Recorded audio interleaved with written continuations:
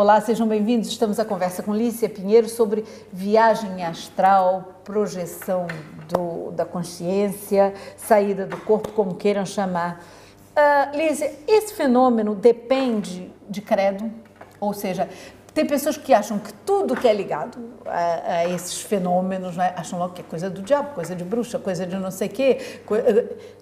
Não está efetivamente ligado a nada, nem de credo, nem religião, nem a crenças, nada disso? A nada disso, a nada disso. Nem a idade, nem o gênero, nem a crença, nada disso. Agora, o que nós podemos pensar é, de acordo com as crenças ou o paradigma, né, que a pessoa ela utiliza para analisar a sua vida, para que ela utiliza na sua vida, no seu cotidiano, ou seja, o conjunto dos seus valores, isso pode afetar ou interferir, vamos dizer assim, na interpretação da experiência, aí sim.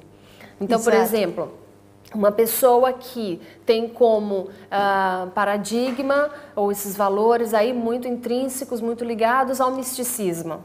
E aí sai fora do corpo e tem experiências de cunho muito místico, uma interpretação muito mística. E ao invés de ver a experiência mais, vamos dizer, fria, não sei dizer a melhor palavra, né? Mas mais no sentido da essência da experiência, não, ela faz uma série de inferências e essas inferências pode ser por um lado mais místicas, por outro mais religiosas, por outro mais, enfim, aí vai N interpretações. O ideal é que nós tenhamos um paradigma, vamos dizer assim, para esse tipo de experiência mais isento.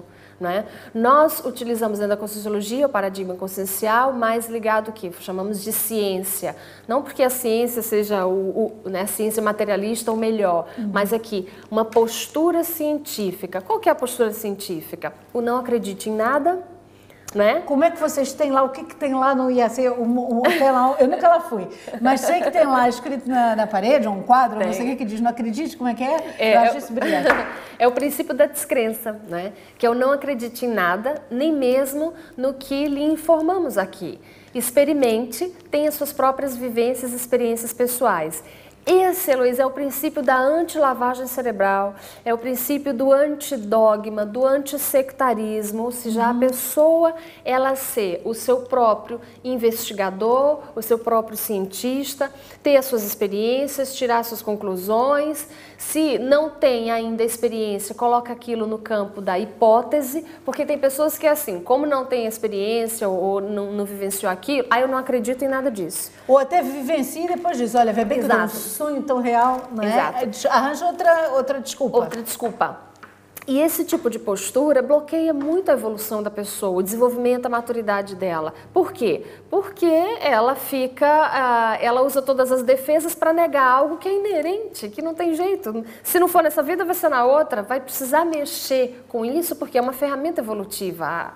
A experiência fora do corpo, a questão da vida após a morte. Para uns, isso é praticamente vamos dizer, um absurdo. Não existe para o materialista, então não existe vida após a morte. Se essa pessoa, ela, por exemplo, tiver uma experiência de autobilocação, onde ela sai do corpo e vê o seu corpo ali deitado, dormindo na cama, essa é a autocomprovação de que há vida após a morte. Mas ainda vai ter uns que vão dizer que não. Ainda assim. O fato é... Vê bem que eu até vi... Olha, eu não bebo mais daquele vinho. Eu vou dizer, aquele vinho do jantar me fez mal. É impressionante. Fato é que nós não estamos aqui, a IAC, não é?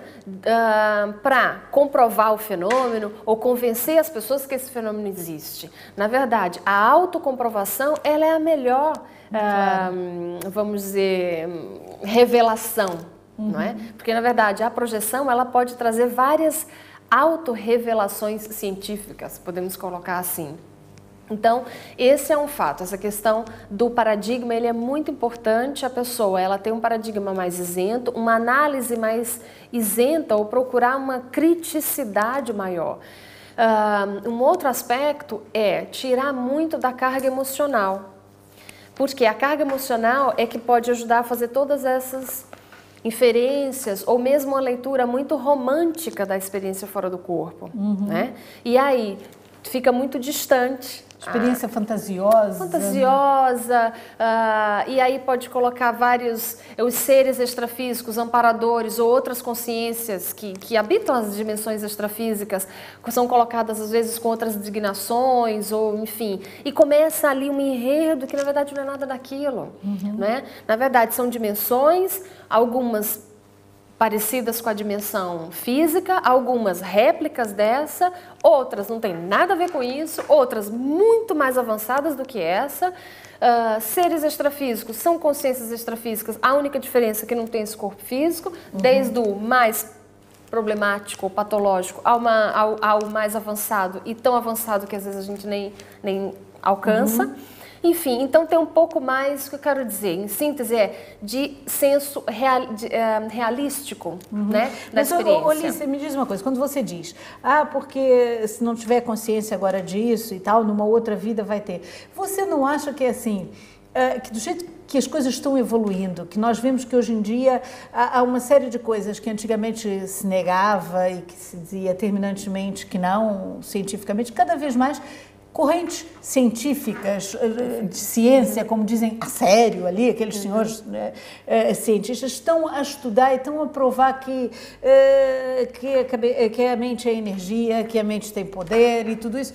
É assim, se calhar essas coisas que são vistas como tão anormais ou até maluquices como alguns, daqui a uns anos vai ser comprovado. Porque estamos a caminhar para lá. Exatamente, ou seja, a projeção, por exemplo, esse fenômeno da experiência fora do corpo é muito mais falado hoje em dia do que talvez há, sei lá, muitos anos atrás. Filha, quando falavam lá atrás, há muitos anos, queimavam na fogueira. Olha ali embaixo, quantos foram queimados? Chegava lá contando certas coisas e... Então, você tem toda a razão, quer dizer, a humanidade, as pessoas, a sociedade está a evoluir, e esse tipo de assunto está cada vez mais comum, vamos dizer, e que bom que seja assim. A única questão é que bom que está no comum, mas que as pessoas sempre levem isso à sua criticidade, máximo possível, com discernimento. Não acredite bom senso, não acredite mesmo em nada. Avalie, coloque como hipótese, veja se tem lógica, se faz sentido, se não faz, às vezes tem que descartar. Ou seja, é realmente esse espírito científico que eu vejo que é um aspecto importante, enfim, que as pessoas devem levar em consideração nesse tipo de experiência. Senão, cai num campo ali meio híbrido. E aqui em Portugal, o IAC está em Lisboa e no Porto, não é? Isso. E em Évora. Em Évora, exatamente. E lá em Évora também vocês desenvolvem uma série de eventos e... Conferências, eventos, estão nos 3 sítios, inclusive em Coimbra e Viana do Castelo. Já também? Olha, desde a última vez que eu falei com alguém do IAC, já crescemos muito. Já crescemos. E, portanto, há palestras, há cursos, há... Conferências, workshops, conferências gratuitas, workshops. Imensa literatura também. Imensos livros. Que se podem encontrar sobre o assunto. Eu até vou recomendar aqui um livro que temos no IAC, a venda no IAC, não é? Que é uma experiência na primeira pessoa, o relato de uma experiência de quase morte, que é muito interessante, da Lucy Lutfi. Vocês têm uma tendência para nomes complicados. Pois é. Verdade. E, portanto, nesse caso, é procurar o IAC, porque tem lá muita coisa interessante e, sobretudo, que nos faz pensar, que não vem impor nada, mas que vem esclarecer muita coisa.